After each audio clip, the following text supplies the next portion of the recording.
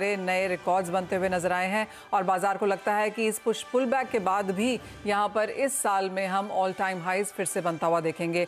हमारे साथ सोने के बहुत सारे पहलुओं पर बात करने के लिए वर्ल्ड गोल्ड काउंसिल इंडिया के सीईओ सचिन जैन हैं और साथ ही साथ IIBX के MD एंड CEO हमारे साथ अशोक गौतम भी हैं।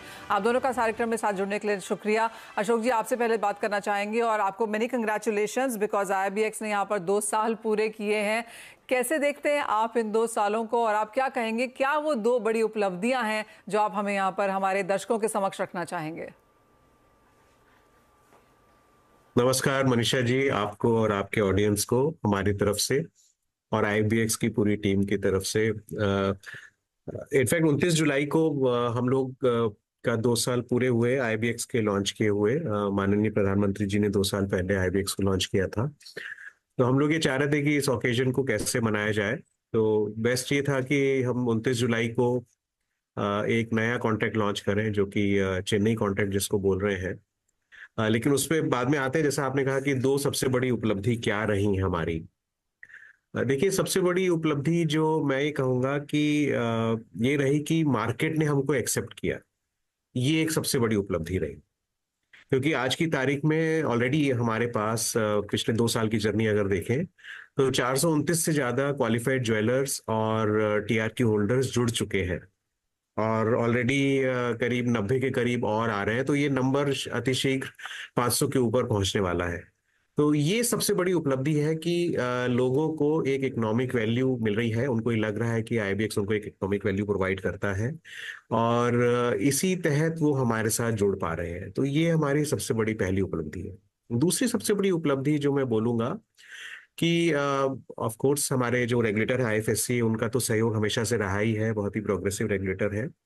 लेकिन जो पूरा इकोसिस्टम है, जो इकोसिस्टम साथ आया है इस एक्सचेंज को सपोर्ट करने के लिए, बनाने के लिए, जिसमें DGFT है, डिपार्टमेंट ऑफ कॉमर्स है, डिपार्टमेंट ऑफ रेवेन्यू है, मिनिस्ट्री ऑफ फाइनेंस है, कस्टम्स के अथॉरिटीज हैं, गिफ्ट सिटी अथॉरिटीज खुद हैं, और जितने भी स्टेक होल्डर्स हैं, चाहे वो क्वालिफाइड सप्लायर्स हों, बाय साइड पे क्वालिफाइड ज्वेलर्स हों, इंडस्ट्री की एसोसिएशंस हों, सभी ने साथ आके कोशिश किया है कि IIBX को उस मुकाम तक पहुंचाया जाए, क्योंकि ये देश का पहला इंटरनेशनल बुलियन एक्सचेंज है और एक टाइम आ गया है कि अब भारत को भी अंतर्राष्ट्रीय स्तर पे अपना छाप छोड़ना है।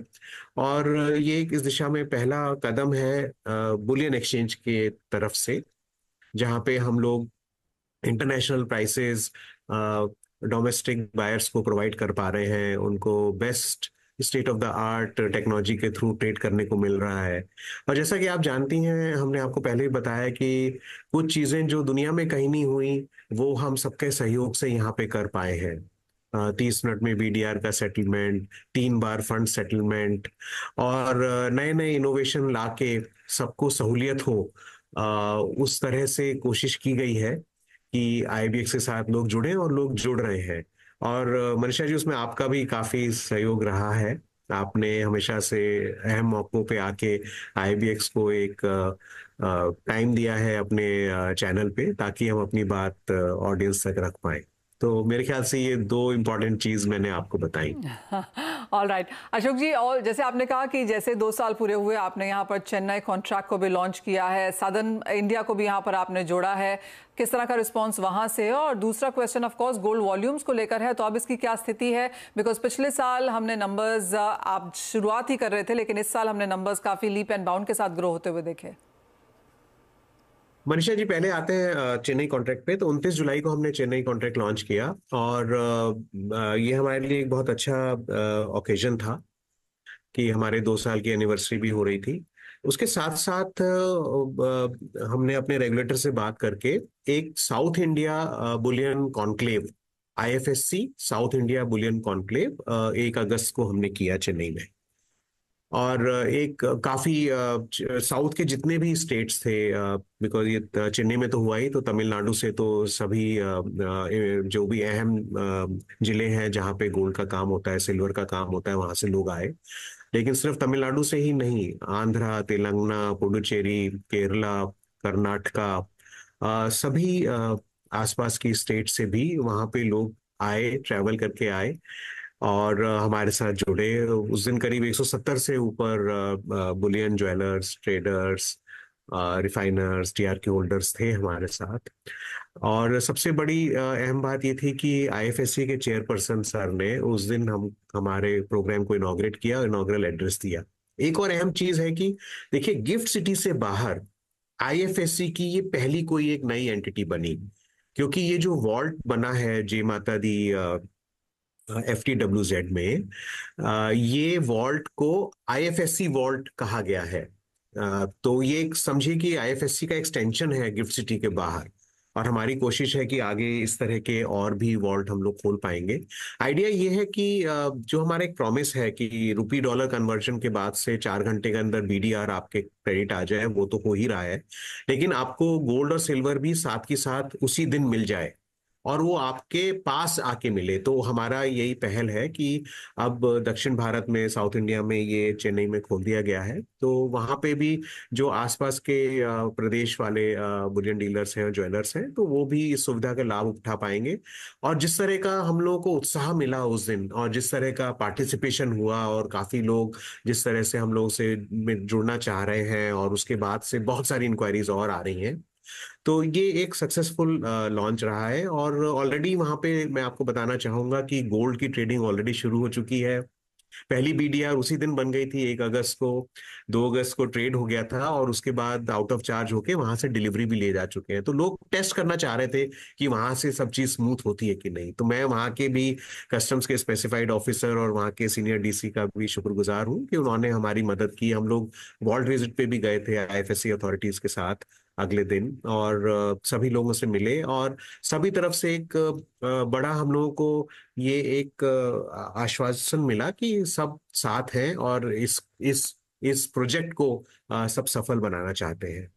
अब जी। रही बात ये कि हमारा वॉल्यूम, जैसा आपने पूछा, वो बता दूं तो आपको पता ही है कि मैडम फाइनेंस मिनिस्टर ने अभी यूनियन बजट में गोल्ड और सिल्वर ट्रेड के लिए बहुत अच्छी खबर दी कि जब उन्होंने ड्यूटी का जो 15% की सिल्वर और गोल्ड की ड्यूटी थी, उसको 6% कर दिया।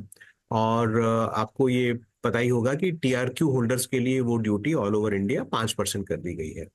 तो उसके बाद से हम काफी ट्रैक्शन देख रहे हैं, और ज्यादा से ज्यादा लोग तुरंत हमारे साथ जुड़ के ये सब ट्रांजेक्शन्स करना चाह रहे हैं। और मार्केट में गोल्ड की भी डिमांड बहुत है, जैसा आपने जरूर देखा होगा कि, और आप तो सबसे संपर्क में रहती ही हैं, कि जो गोल्ड के रिटेलर्स हैं और जो ज्वेलरी चेन्स हैं या और ज्वेलरी शॉप्स हैं, उनके यहाँ भी बहुत भीड़ लग रही है और काफी गोल्ड निकल रहा है। तो ऑफ कोर्स जब कंज्यूमर लेवल पे गोल्ड की डिमांड है, ज्वेलरी की डिमांड है, या गोल्ड की as a investment product demand है, तो आईआईबीएक्स पे भी उसका हम लोगों को देखने को मिल रहा है कि डिमांड अच्छी आ रही है। और मैं कुछ दिन से बताऊंगा कि एक टाइम ऐसा होता था कि हम लोग सोचते थे कि कब हम 500 किलो को टच कर पाएंगे।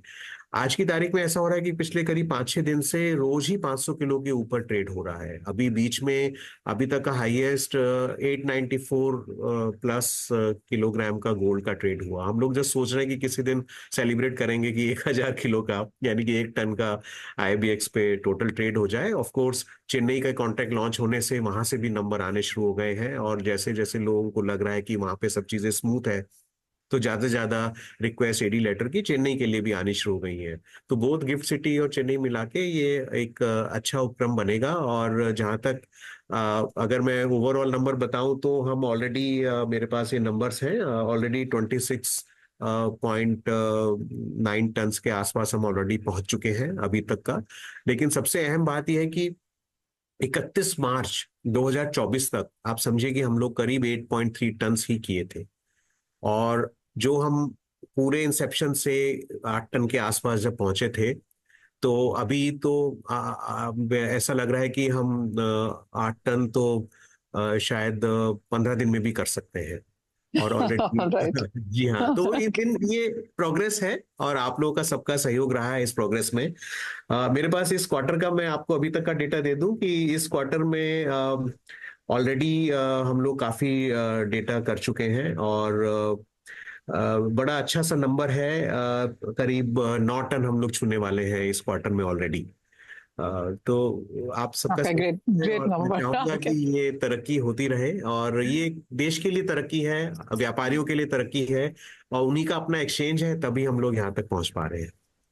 ऑलराइट, तो ऑफ कोर्स सोने की अच्छी खासी इंपोर्ट्स है इंडियन में, और आईआईबीएक्स के नंबर्स जैसे अशोक जी आपने कहा काफी ऑन द स्ट्रॉन्गर साइड भी हैं। तो गोल्ड की बात हुई, लेकिन सिल्वर में किस तरह का मूव देखने को मिला है? क्योंकि जो हमारा ग्राउंड चेक बताता है वो ये कि बजट में ड्यूटी में कटौती का असर सिल्वर ट्रेड पर भी देखने को मिला है। हमें सिल्वर ट्रेडर्स बोल रहे हैं कि 7,000 to 8,000 टन का इंपोर्ट इस साल में देखने को मिल पाएगा। रिकॉर्ड सेल्स वो लोग यहाँ पर कर रहे हैं। काफी सारे डीलर्स कह रहे हैं कि उनके स्टॉक सोल्ड आउट के तरीके से यहाँ पर जा रहे हैं। तो आईआईबीएक्स की अब चांदी में किस तरह की भूमिका है? आपने बहुत अच्छा सवाल किया, क्योंकि अक्सर जब हम लोग गोल्ड की बात करते हैं तो सिल्वर कहीं छूट जाता है। आईबीएक्स में कल ही, इनफैक्ट आप बहुत अच्छे टाइम पे ये इंटरव्यू हो रहा है, क्योंकि कल ही हमारा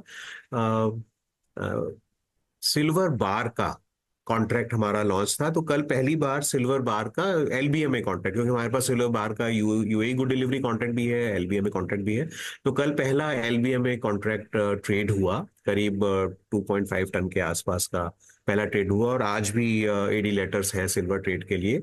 तो अब दो को जैसे पता लग रहा है कि यहाँ पे एलबीएमए के भी सिल्वर बार्स आ रहे हैं, या यूएई गुड डिलीवरी के भी सिल्वर बार्स और ग्रेन्स आएंगे, तो ज्यादा ज्यादा लोग सिल्वर के लिए भी सडनली हमारे पास काफी इंक्वायरीज आने लग गई हैं, साउथ से भी आने लग गई हैं। सेलम जैसा कि आप जानते हैं, जहाँ पे सिल्वर का काफी यूज होता है। इनफैक्ट नॉर्थ से भी हमारे पास, आगरा से, यूपी में, और इवन गुजरात से भी और दिल्ली से भी काफी सिल्वर की इंक्वायरीज है। तो मेरा ये विश्वास है कि गोइंग फॉरवर्ड हम सिल्वर में भी अच्छा काम करते चले जाएंगे, क्योंकि अहम मुद्दा ये है कि क्या हम एक बेस्ट प्लेटफॉर्म प्रोवाइड कर पा रहे हैं। तो मेरा मानना है कि जैसे जैसे लोगों की एक्सेप्टेंस बढ़ रही है, वो इसी बात का प्रूफ है। और सिल्वर में मैं देख रहा हूँ कि ये डिमांड थोड़ा सा कंटिन्यू रहेगी, और मैं काफी उत्साहित हूँ गोल्ड और सिल्वर दोनों को लेके। ऑल राइट, बहुत शुक्रिया अशोक गौतम जी हमारे साथ जुड़ने के लिए, और वो सारे नंबर्स और नए इनिशिएटिव्स जो आईआईबीएक्स लेके आ रहा है वो भी हमारे समक्ष यहाँ पर रखने के लिए। लेकिन इसी के साथ एक ब्रेक के लिए रुकना होगा, क्योंकि ब्रेक के उस तरफ हमारे साथ जुड़ेंगे Sachin Jain world gold council से। उनसे जानेंगे कि एज ऑफ नाउ गोल्ड को लेकर क्या सिचुएशन है, उनके क्या कैलकुलेशंस हैं, और ऑफ कोर्स आईआईजीएस की शुरुआत अब यहाँ पर हो चुकी है, तो वहाँ से इनिशियल फीडबैक क्या है, जानेंगे उनसे।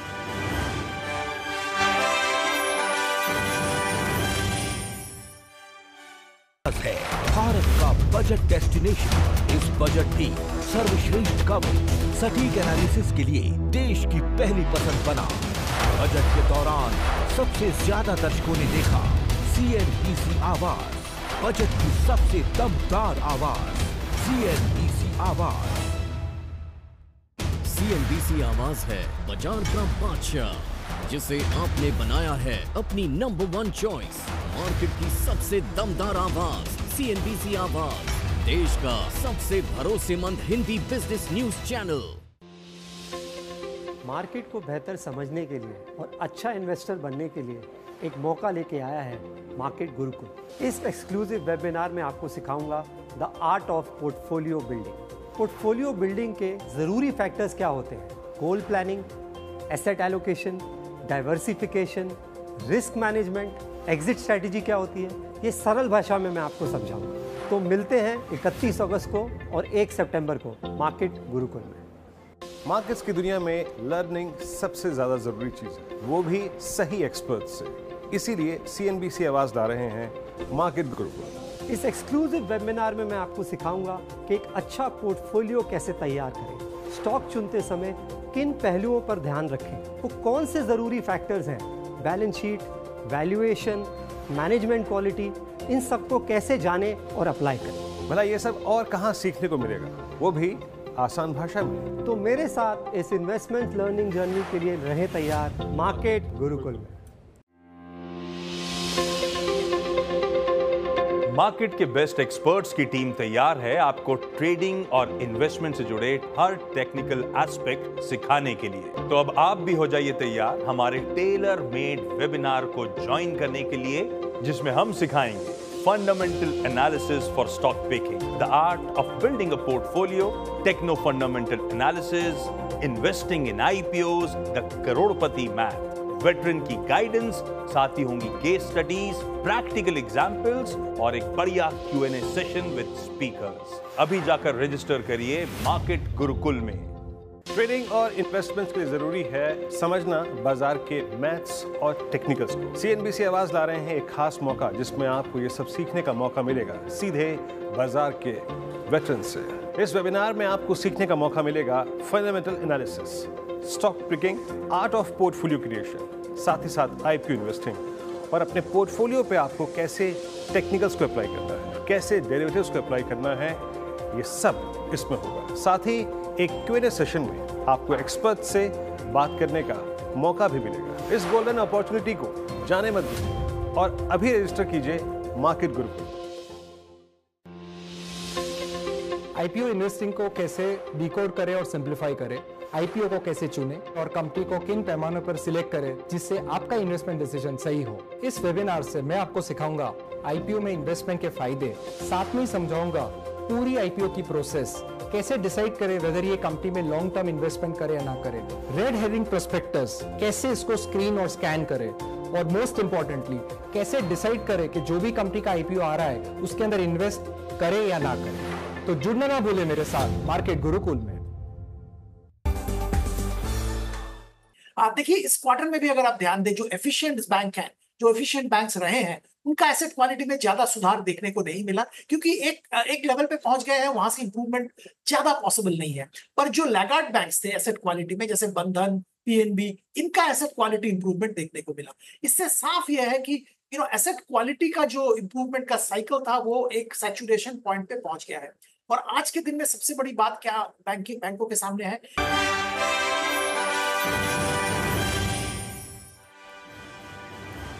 हमारे साथ अब वर्ल्ड गोल्ड काउंसिल इंडिया के CEO सचिन जैन जुड़ चुके हैं। सचिन नमस्कार, बहुत शुक्रिया साथ जुड़ने के लिए। और सभी तरफ एक कॉन्वर्सेशन है कि चाहे वो ड्यूटी कट की वजह से है या फिर अंतर्राष्ट्रीय बाजारों में क्योंकि भाव गिरे हैं उसका इम्पैक्ट भारतीय बाजारों पे है, लेकिन जो गिरावट सोने के प्राइसेस में देखने को मिली है उससे डिमांड को डेफिनेटली यहाँ पर बूस्ट मिलेगा। इनिशियल अब क्योंकि अब इस बात को 2 हफ्ते हो चुके हैं, लगातार सोने के प्राइसेस अब नीचे बने हुए हैं, कैसे देखते हैं आप फीडबैक फ्रॉम ग्राउंड डिमांड को लेकर? मनीषा जी बहुत बहुत धन्यवाद, आप लोगों का बहुत बहुत धन्यवाद कि आपने इसको अपने प्लेटफॉर्म पर बुलाया। तो मैं एक तरह से आप लोगों के चैनल को एक लाइव रिपोर्टिंग देता हूँ IIJS की, जो एक बहुत इम्पोर्टेंट एक प्लेटफॉर्म है जिससे आगे की जो डिमांड है उससे एक विकसित एक प्रमाण मिलता है। यहाँ पर IIJS सुबह चालू हुआ है और जो मैं एक उत्साहिता और एक एक्साइटमेंट देख रहा हूँ ज्वेलर्स में, मैन्युफैक्चरर्स में, जैसे एक उत्सव बन रहा हो ऐसा एक एक्साइटमेंट में देखने को मिल रहा है। और इससे क्लियर इंडिकेशन है एक रोबस्ट डिमांड जो एक ऑन फ्लोर मिलेगी हमारे को फ्रॉम द कंज्यूमर, और उसकी जो प्रिपरेशन यहाँ पे पूरी इंडस्ट्री कर रही है उसका बहुत अच्छा प्रमाण यहाँ मिल रहा है। तो that is really on from ground जो आपने मुझसे पूछा, और इसका देख के हम काफी एक्साइटेड हैं कि इसका अच्छा एक हमारे को रिजल्ट मिलना चाहिए। सचिन, जैसे आपने कहा कि आप वहां पर हैं, स्ट्रॉन्ग डिमांड के क्यूज भी वहां पर हैं। यूजुअली हम देखते हैं ऑफ कोर्स IIJS के 2-3 दिन निकल जाते हैं तो एक हम लोगों से पूछना शुरू करते हैं, पार्टिसिपेंट्स से, ऑर्गेनाइजर से, कि किस तरह के नंबर्स बनते हुए नजर आ रहे हैं, क्या कोई इनिशियल कैलकुलेशंस हैं? नहीं, मेरे को लगता है काफी अच्छी प्रिपरेशन से लोग आए हैं। जैसे पहले होता था कि इंस्टिंक्टिव बाइंग होती थी, अब मैं इस बार देख रहा हूँ क्योंकि सारे जो लीडिंग रिटेलर्स हैं वो बॉम्बे में पिछले हफ्ता 10 दिन से यहाँ रुके हुए हैं और एक प्रॉपर बहुत साइंटिफिक तरह से बाइंग चल रही है। एक वो मैंने देखा। एग्जैक्ट मैं आपको अभी आंकड़ा तो इसका और 1-2 दिन बाद ही बता पाऊंगा, लेकिन एक प्रिपरेशन के तौर पे जो बड़े मैन्युफैक्चरर्स हैं उनका काफी दर तक बिजनेस ट्रांजैक्ट हो चुका है। एक जैसे सिर्फ 2 से 3 दिन में डिपेंडेंस रहती है वो थोड़ा स्प्रेड आउट हुआ और करीब हफ्ता भर पहले से उनका एक ट्रांजैक्शन चल रहा है। और ये प्योरली रिलेटेड है कि एक रिटेलर जिनकी एक पल्स ऑन द ग्राउंड रहती है उनकी एक एंटिसिपेशन एक कंज्यूमर डिमांड को लेकर काफी स्ट्रॉन्ग लग रही है। सचिन, अब अगर पिछले 2-1 साल देखे जाएं तो हमने काफी सारे चेंजेस इस इंडस्ट्री में आते हुए देखे हैं। जिस तरह के IPOs आए हैं ज्वेलरी इंडस्ट्री की तरफ से, हॉलमार्किंग मैंडेटरी हो गया, हमने सरकार की तरफ से एक बहुत बड़ा पुश इस बजट में आता हुआ देखा है। रिसेंटली आपने एक सेल्फ रेगुलेटरी बॉडी का भी गठन किया है जो 2025 फर्स्ट मंथ ऑनवर्ड्स यहाँ पर ऑपरेशनल भी हो जाएगी। कैसे देखते हैं आप स्ट्रिंग ऑफ पॉजिटिव्स जो इंडस्ट्री की तरफ से आ रहे हैं, और जो बॉडी आपने क्रिएट करी है आपको क्या लगता है वो इसमें कितना सपोर्ट कर पाएगी? आई थिंक मनीषा, इसमें अगर आप देखें तो एक जो हमारे रिस्पेक्टिव प्राइम मिनिस्टर उन्होंने एक डायरेक्शन रखा है हमारे सामने लक्ष्य है कि हम एक विकसित भारत 2047 तक पहुंचेंगे, एक डेवलप्ड इंडिया। और उसका जो डायरेक्शन है वो ट्रांसपेरेंसी के ऊपर बिल्ट है, वो एक वाइट इकोनॉमी पे बिल्ट है। और जो रिसेंटली हमने यूनियन बजट में भी चेंजेस देखे, वो एक बड़ा बहुत महत्वपूर्ण स्टेप था सरकार का। और अब रिस्पॉन्सिबिलिटी हमारी है as industry to respond accordingly, और हम ऐसा अच्छा काम कर पाएं कि हम जो हमारी एक्चुअल वक्त है, जो हमारी एक्चुअल जितना बिजनेस हो रहा है हमारे इंडस्ट्री में, वो सामने उभर के आए।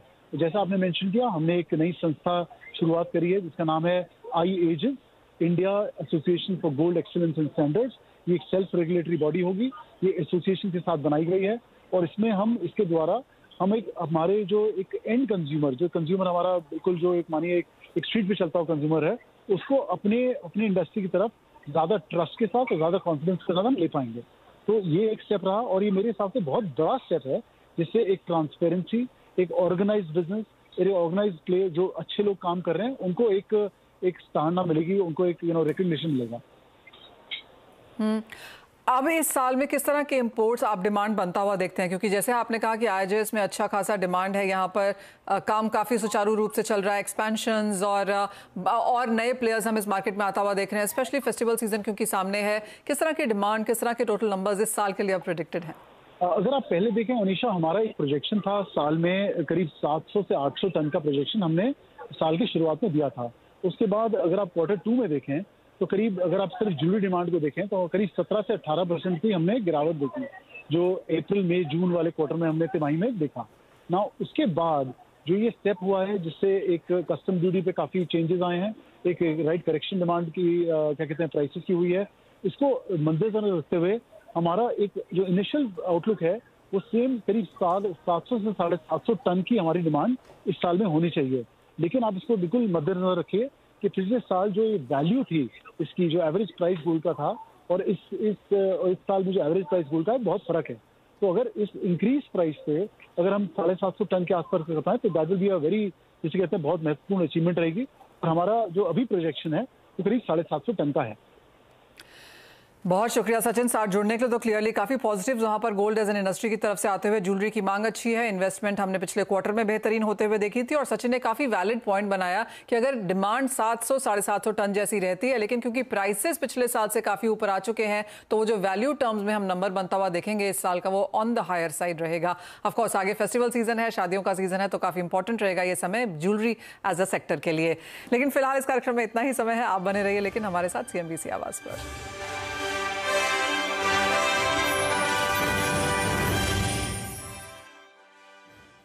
अब क्रेडिट ग्रोथ करने के लिए डिपॉजिट मोबिलाइजेशन जरूरी है, और डिपॉजिट मोबिलाइजेशन में दिक्कतें आ रही हैं। कॉस्ट ऑफ डिपॉजिट बढ़ रहा है, जिससे कि मार्जिन में स्क्वीज हुआ है, जिसका जिक्र आपने किया कि निम में कंप्रेशन देखने को मिल रहा है। क्योंकि देखिए, अगर आप क्रेडिट ग्रोथ एग्रेसिवली करने जाएंगे और उसके लिए आप कॉस्टली डिपॉजिट इकट्ठा करेंगे, तो आपका नेट इंटरेस्ट मार्जिन पे प्रेशर आएगा और वो मार्केट पसंद नहीं करेगा। दूसरी बात यहाँ पे ये है कि हर बैंक के लिए संभव भी नहीं है aggressively cost effective deposit Garner करना। इसीलिए हम लोग मानते हैं कि जो प्राइवेट सेक्टर है, कुछ पब्लिक सेक्टर बैंक्स भी हैं जिनका नेटवर्क बहुत अच्छा है, उनके लिए शायद अपॉर्चुनिटी सामने वाले आएगा आने वाले दिनों में, क्योंकि उनके लिए deposit mobilisation, particularly CASA mobilisation which is low cost, वो पॉसिबल होगा और वो डिस्टिंक्शन देखने को मिलेगा हम लोगों को। तो ICICI bank, HDFC bank, SBI जैसे बैंक जिनका बहुत जबरदस्त नेटवर्क है, वहां पे ध्यान देना चाहिए। और एक cross BFSI rally, cross banks rally, शायद उसमें थोड़ा टाइम लगेगा।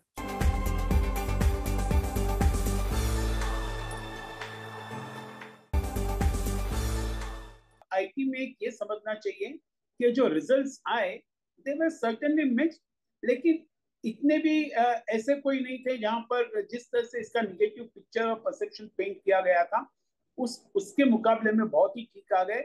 और अगर हमने ओवरऑल उनके कांस्टेंट करेंसी ग्रोथ को देखा, वॉल्यूम को देखा, और अगर हमने मार्जिन्स को भी देखा, तो मुझे लगता है कि शायद even if the scenario does not improve, ये जो करंट जो परफॉर्मेंस है that itself is not bad at all. जहां तक IT कंपनीज का सवाल है, मैं अभी भी कहूंगा कि फ्रंट टाइम में HCL टेक अच्छा लग रहा है, उसके ऊपर ध्यान देना चाहिए। विदाउट एनी डाउट इन्फोसिस तो रहेगा ही, और मैं कहूंगा मिड कैप्स में अगर हम देखें तो शायद ये tech Mahindra will still a lot of scope to go ahead.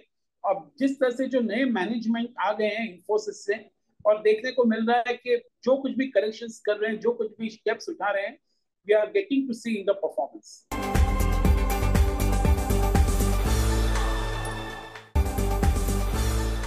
अगले 2-3 क्वार्टर में जैसे जैसे यूएस में रेट कट होंगी, जैसे वहाँ का माहौल बदलेगा, अर्निंग्स के माहौल बदलेंगे, वैसे यहाँ आईटी कंपनीज के अर्निंग्स भी बदलेंगे। और मुझे लगता है कि अगर 1-2 साल का व्यू लिया जाए तो यहाँ पे अर्निंग्स बॉटम आउट होते हुए दिखाई दे रहे हैं। वो एक है। दूसरा है एफएमसीजी। ये एक और एरिया है जहाँ हमने हमारे पोर्टफोलियोज में पिछले 3 महीने में ऐड किया है। इसका ध्यान इसलिए था कि ओवरऑल जैसे मानसून का जो रुख है वो बदल रहा था।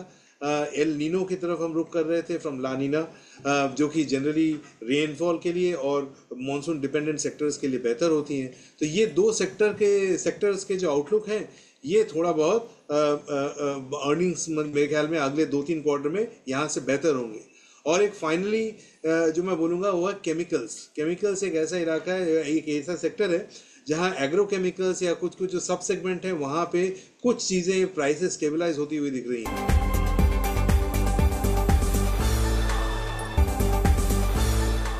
जो हमको ऑन अ डेली बेसिस रोज सोचना पड़ता है कि अब कहाँ डाले पैसा, क्योंकि सब कुछ बढ़ चुका है। डिफेंस है, रेलवेज है, मतलब B2G जो क्षेत्र है, बिजनेस टू गवर्नमेंट, उसमें इंफ्रा, कैपिटल गुड्स सब आ गया, रेलवेज, डिफेंस भी आ गया। और वो क्षेत्र में जो बढ़ावत आई है शेयर प्राइसेस में, इट हैज बीन अनप्रेसिडेंटेड। लेकिन कई क्षेत्र और भी है जहाँ पे मूवमेंट कम रही है। कंज्यूमर फॉर एग्जांपल, उदाहरण के तौर पे कंज्यूमर है। बैंकिंग ऑफ कोर्स आपने भी देखा होगा, HDFC बैंक हो, कई बैंक है जिनका मूवमेंट करीबन पिछले 1.5 से 2 सालों में it not caught up with the market. तो वहाँ पे अपॉर्चुनिटी सेट्स है।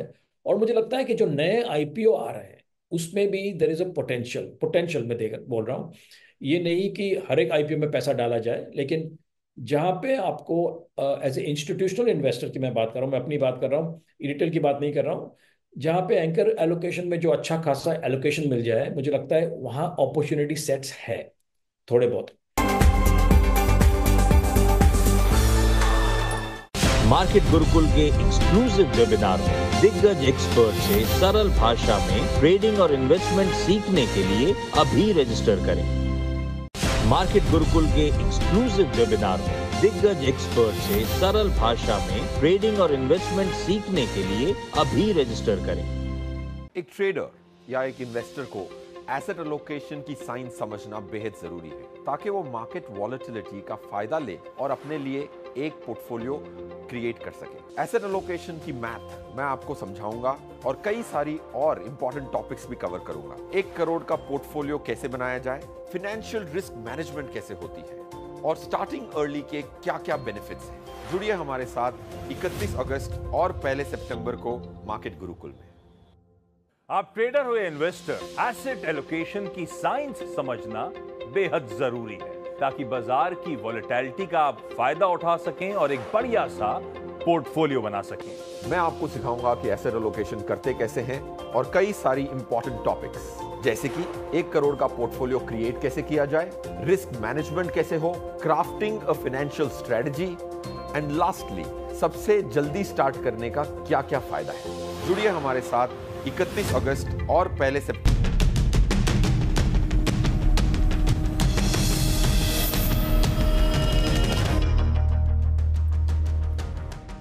नमस्कार, स्वागत है आपका आवाज समाचार में। मैं हूं आपके साथ दीपाली नंदा। बुलेटिन की शुरुआत करेंगे इस वक्त की बड़ी हेडलाइंस के साथ।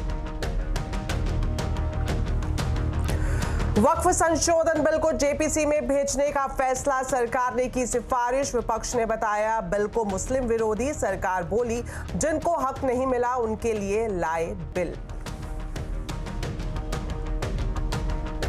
आरबीआई ने ब्याज दरों में फिर नहीं किया कोई बदलाव। महंगाई पर जताई गंभीर चिंता, लेकिन ग्रोथ का टेंशन नहीं। FY 25 के लिए जीडीपी ग्रोथ अनुमान 7.2% पर कायम।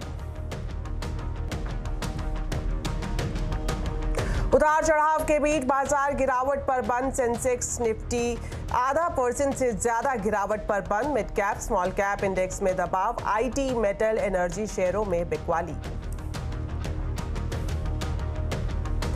हेल्थ और लाइफ इंश्योरेंस हो सकता है सस्ता। प्रीमियम पर जीएसटी 18% से घटाकर 5% करने की तैयारी। रेट रैशनलाइजेशन कमेटी में भेजा गया प्रस्ताव। 22 अगस्त को हो सकती है बैठक। सीएनबीसी आवाज एक्सक्लूसिव। अब कुश्ती के दंगल में नहीं दिखेंगी विनेश। पेरिस में दिल टूटने के बाद विनेश फोगाट ने कुश्ती को कहा अलविदा। पोस्ट कर संन्यास का किया ऐलान। लिखा, मां कुश्ती जीत गई, मैं हार गई, माफ करना। जापान में भूकंप के तेज झटके। 7.1 की तीव्रता वाले भूकंप से कांपा जापान। भूकंप के बाद सुनामी का अलर्ट।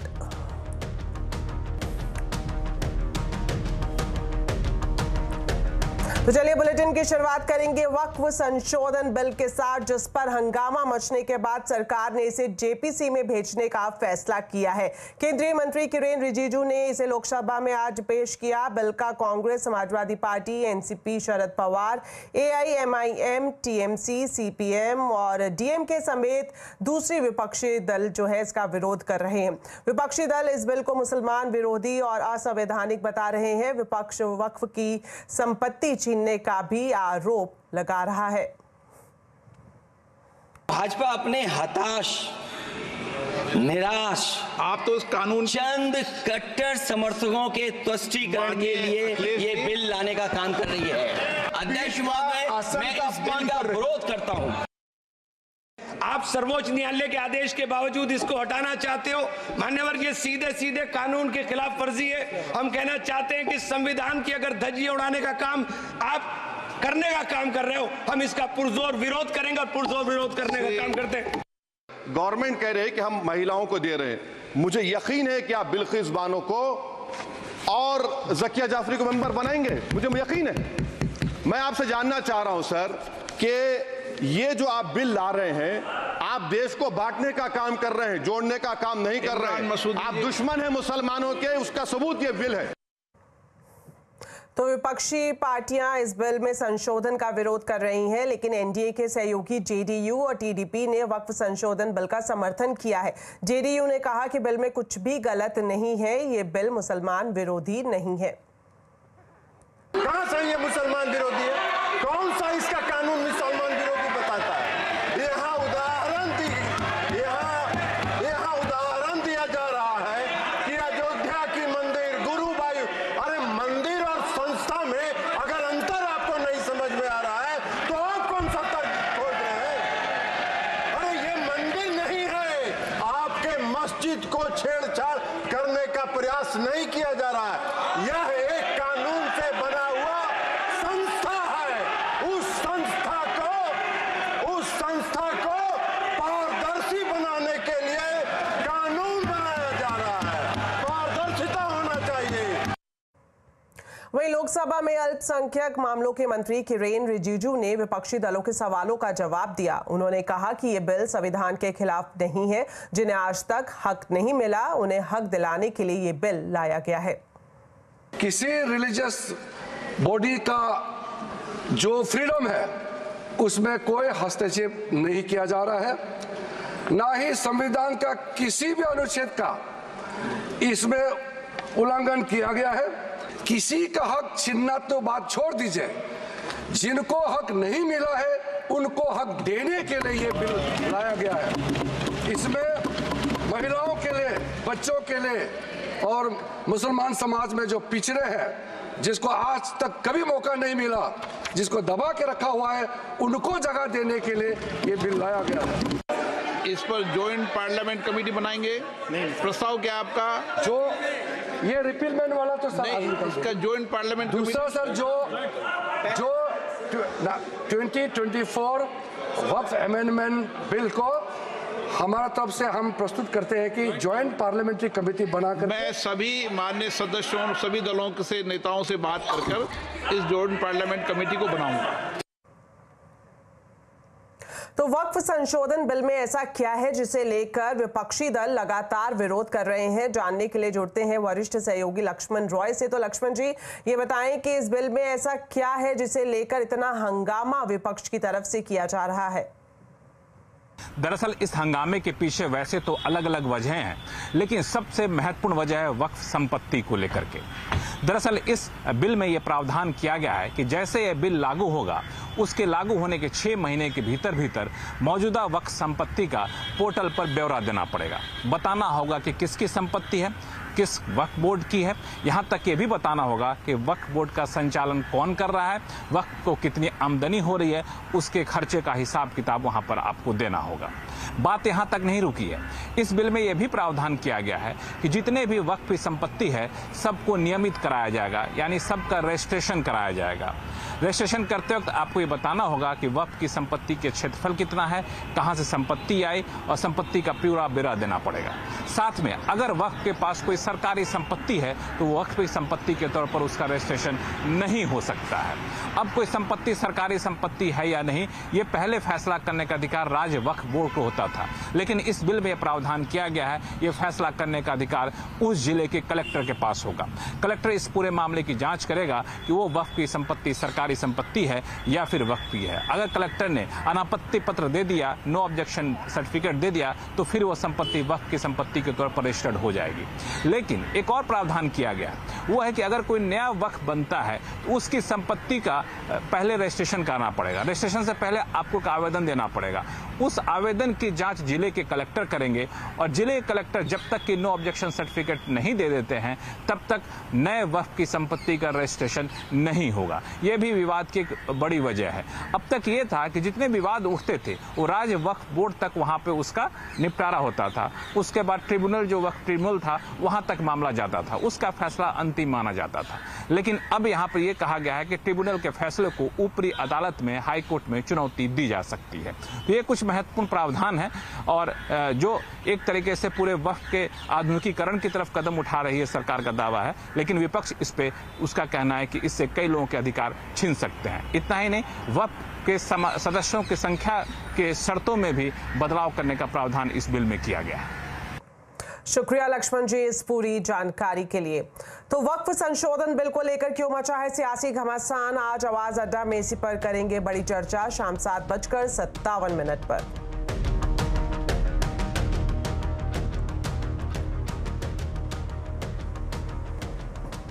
चलिए अब बात करते हैं आरबीआई की मॉनेटरी पॉलिसी की, जिसमें ब्याज दरों में कोई बदलाव नहीं किया गया है। आरबीआई ने रेपो रेट 6.5% पर बरकरार रखी है। अभी आरबीआई को महंगाई की फिक्र है। आरबीआई गवर्नर ने कहा कि बढ़ती खाद्य महंगाई की अनदेखी नहीं की जा सकती, इसलिए अभी सावधान रहने की जरूरत है। हालांकि आरबीआई गवर्नर ग्रोथ को लेकर कॉन्फिडेंट हैं। That our target is the headline inflation, where food inflation has a weight of about 46%. With this high share of food in the consumption basket, food inflation pressures cannot be ignored. Further, public at large understands inflation more in terms of food inflation than the other components of headline inflation. Therefore, we cannot and should not become complacent merely because core inflation has fallen considerably. तो महंगाई को लेकर जो फिक्र RBI ने जताई है, इसकी डिटेल्स क्या है समझते हैं नीरज वाजपेयी से। देखिए, क्रूड नीचे उसके फैक्टरिंग के बावजूद इन्फ्लेशन एक बिगेस्ट चैलेंज है। पूरी पॉलिसी के दौरान कम से कम 1 दर्जन बार उन्होंने इसको अंडरलाइन किया होगा कि फूड इन्फ्लेशन, जिसमें सब्जी दालें सब कुछ आ जाता है, वो बहुत मैटर कर रहा है। और जो WPI उसके अंदर 46% उसका कंट्रीब्यूशन है और वही आम आदमी को हर्ट करता है। तो आरबीआई का पूरा फोकस है कि हमें इन्फ्लेशन कंट्रोल करना ही करना है, इसलिए रेट में भी कोई बदलाव नहीं किया उन्होंने और अपने रुख में भी कोई बदलाव नहीं किया, स्टैंस भी चेंज नहीं किया है। और इसी वजह से चूंकि इन्फ्लेशन को कंट्रोल करना है, तो जीडीपी का टारगेट जो उन्होंने रखा वो ज़्यादा है, सरकार के टारगेट से ज़्यादा है। सरकार का तो 6.5 तक का है, लेकिन उन्होंने 7.2% रखा है। तो इसका मतलब ये है कि आरबीआई के दिमाग में बिल्कुल साफ है कि रेट तब कम होंगे जब इन्फ्लेशन कंट्रोल होगा। नंबर 1 फोकस है। नंबर 2, उन्होंने ये नोटिस लिया है कि दुनिया भर में कई सारी इकोनॉमीज़ में मंदी के संकेत मिल रहे हैं, चाइना प्रॉब्लम में है, यूएस में आशंकाएं हैं, तो उसको भी उन्होंने कंसिडरेशन में लिया है। तो ये दो बहुत ही महत्वपूर्ण पॉइंट उन्होंने रखे कि पॉलिसी का रुख क्या है, सर आरबीआई की सोच क्या है, कि इन्फ्लेशन उनका फोरमोस्ट है, उसमें कोई दिक्कत नहीं। सरकार ने एक सुझाव दिया था कि आप अपने इन्फ्लेशन को में फूड वाला कम करिए, टारगेट जब आप करें तो फूड कम करिए, लेकिन उन्होंने इससे मना कर दिया क्योंकि फूड की टारगेटिंग बहुत ज़रूरी है। तो एक बड़ी चीज़ उन्होंने ये की। दूसरा, उन्होंने बैंकों को फिर से एक बार ये कहा है कि जो रिटेल लोन है या जो होम लोन के ऊपर टॉपअप लोन है, उसमें नियमों का पालन ठीक से नहीं किया जा रहा है, उसको थोड़ा सा बैंक ध्यान दें। और तो बैंक जब आरबीआई से बात कहता है उसको एक चेतावनी रूप पे देखना चाहिए। तो मुझे लगता है बैंकों को थोड़ा सा और टाइट किया जाएगा। और तीसरी महत्वपूर्ण बात यह है कि लिक्विडिटी की जो दिक्कत है इस समय, डिपॉजिट कम मिल रहा है बैंकों, उस पर कोई बात बहुत खुल के नहीं आई है। तो यानी आरबीआई को नहीं लगता कि अभी कोई बहुत उस तरह की चिंता है, बैंक को सेल्फ मैनेज करना चाहिए। तो लेट्स सी कैसे बैंक करते हैं, लेकिन ये तीन बातें खास हैं। इन्फ्लेशन बहुत महत्वपूर्ण है, बैंकों को एक चेतावनी दे दी गई है, और तीसरा ग्लोबल नज़र उनकी बनी हुई है। तो जिस तरह से नीरज जी बता रहे थे कि आरबीआई ने होम लोन पर मिलने वाले टॉपअप लोन की अनदेखी पर चिंता जताई है, इस पर एसबीआई के एमडी अश्विनी कुमार तिवारी ने कहा है कि टॉपअप नियमों का पालन नहीं होने का खामियाजा पूरे सेक्टर को उठाना पड़ सकता है। कुछ सेगमेंट्स में इसमें ग्रोथ, कुछ बैंकों में या कुछ एनबीएफसी में इसमें ग्रोथ ज़्यादा दिख रही है, और आरबीआई चूंकि हर एनबीएफसी और बैंक का ऑडिट भी करता है, और उन्होंने जरूर कुछ देखी होंगी चीज़ें जिसमें कि उनको लगा कि नॉर्म्स पूरी तरह फॉलो नहीं हो रहे हैं। तो उनकी ये चेतावनी यही है कि अगर आप नॉर्म्स फॉलो नहीं करेंगे और इस सेगमेंट में स्पेकुलेटिव एक्टिविटीज़ में जाकर के ये पैसा इन्वेस्ट होगा, तो वो आरबीआई नहीं चाहता है। और हमने देखा हुआ है कि ये चीज़ आरबीआई पहले चेतावनी देता है कि आप लोग सुधर जाइए, और जो लोग नहीं सुधरते हैं तो फिर कुछ एक्शन होता है। मेरा सोचना यही है कि ये लोग अपने आप ही ठीक कर लेंगे इसको, क्योंकि एक्शन होगा तो पूरे सिस्टम पे होता है। चलिए अब बात करते हैं बाजार की। उतार चढ़ाव के बीच बाजार गिरावट पर बंद हुआ। सेंसेक्स निफ्टी 0.5% से ज्यादा की गिरावट पर बंद हुए। सेंसेक्स 582 पॉइंट गिरकर 78,886 पर, और निफ्टी 181 पॉइंट गिरकर 24,117 पर बंद हुए। Mid cap small cap index में दबाव दिखा। निफ्टी बैंक इंडेक्स की भी फ्लैट क्लोजिंग हुई। आईटी, मेटल, एनर्जी शेयरों में बिकवाली